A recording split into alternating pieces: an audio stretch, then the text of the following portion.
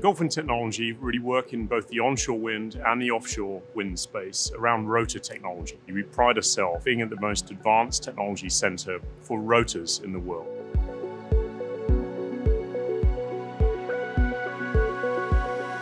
Gulfin Technology are all about solving problems and innovating in the field of rotors.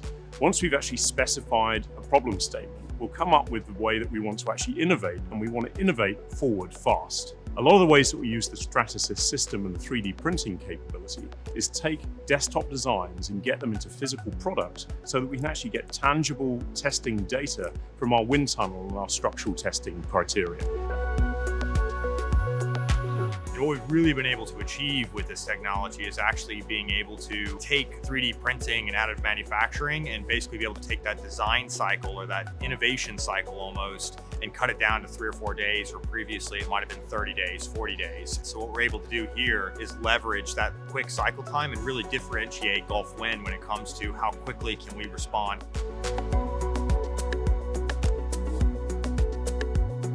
One of the reasons why I've always believed in 3D printing and additive manufacturing as an application to solving engineering problems is that it's the fastest way to get from an idea to a physical, tangible object.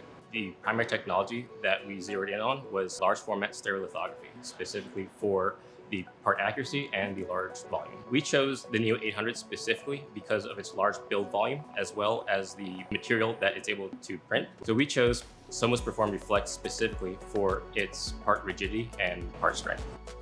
One of the biggest advantages for having the Neo 800 is that our engineers are able to focus on the results and the ideas that they're trying to test and validate without having to worry about how that part's going to be made and how it's going to be manufactured. In the past, we would have used a subtraction process like CNC machining or traditional composite layup, but we specifically chose the Neo 800 and this large format stereolithography because we also needed to have integrated pressure ports and fine details into our parts.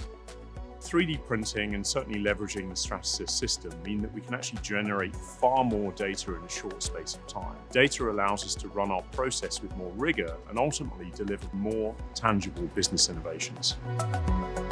Additive manufacturing is pretty new to a lot of our team members here, but this technology has been able to make them believers and more open to exploring ideas and technologies within the additive manufacturing space. It's been able to broaden a lot of people's minds as far as what's out there and being more open to different ways of doing things than what they've been used to in the past.